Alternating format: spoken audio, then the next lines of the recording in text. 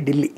ఆ ఢిల్లీలో కీలకమైనటువంటి పరిణామం ఏంటంటే గత 25 సంవత్సరాలుగా అటు కాంగ్రెస్ పార్టీ కావచ్చు, ఇటు ఆమ్ ఆద్మీ పార్టీ కావచ్చు, వాళ్ళు ఒక 12 ఏళ్ళు, వాళ్ళొక 12 ఏళ్ళు, వీళ్ళొక 13 ఏళ్ళు, వాళ్ళు 10 ఏళ్ళు, వీళ్ళొక 12 ఏళ్ళు, అంతకుముందు ఒక మొత్తం 3 సార్లు కాంగ్రెస్ అంటే 15 ఏళ్ళు వాళ్ళు, వీళ్ళొక 12 ఏళ్ళు పరిపాలించారు.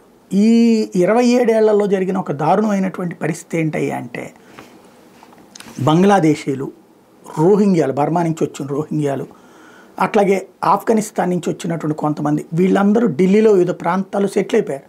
ప్రభుత్వ భూమిని ఆక్రమించుకోవడం, చిన్నపాటి పాకలేసుకోవడం, ఆ పైన లోకల్గా ఉన్నటువంటి ఆయా పార్టీల నాయకులు వాళ్ళందరికీ ఆశ్రయం అని చెప్పేసి వాళ్ళకి అక్కడ ఇక్కడ పనులని చెప్పి చూపించడం, ఏదైతే ఢిల్లీలో ఉన్నటువంటి ప్రధానమైనటువంటి రోడ్లు ఉంటాయి కదా, అక్కడ ఈ మన దగ్గరికి పూసలు అమ్మేవాళ్ళు, ఇతరత్ర అమ్మేవాళ్ళు వస్తుంటారు కదా, అట్లాంటిది లోకల్ ఢిల్లీ వాళ్ళు దొరకట్లేదు కాబట్టి ఇట్లా విదేశాల నుంచి వచ్చినటువంటి వాళ్ళు, బతుకు తెరువు కోసం వచ్చినటువంటి వాళ్ళని వాళ్ళకి అప్పచెప్పి వాళ్ళ ద్వారా ఉపాధి అవకాశాలు కల్పించారు. వాళ్ళు అంతవరకు ఉంటే బాగానే ఉండేది. కానీ వాళ్ళు క్రమంగా ఆయా దేశాల ఎజెండా లేకపోతే దేశ ద్రోహపు ఎజెండా నడిపించుకుంటూ రావడం, అక్కడ ఏదైతే షాహీన్ బాగ్ అల్లర్ల లాంటివి చూసాం, అలాంటి అరాచకాలు చూసాం, అలాంటి గ్యాంగులు పెరిగిపోయినటువంటి సిచ్యుయేషన్లో ఇప్పుడు అక్కడ వాస్తవంగా పోలీస్ డిపార్ట్మెంట్ ఏమో ఢిల్లీది సెంట్రల్ గవర్నమెంట్ చేతిలో ఉంటుంది. అంతకుముందు కాంగ్రెస్ పార్టీ అధికారంలో ఉంది, అంతకుముందు వాళ్ళకి సంబంధించినటువంటి అనుకూలమైనటువంటి వాళ్ళు ఉన్నారు. టోటల్గా బీజేపీ అధికారంలోకి వచ్చి 10 ఏళ్ళు అయింది.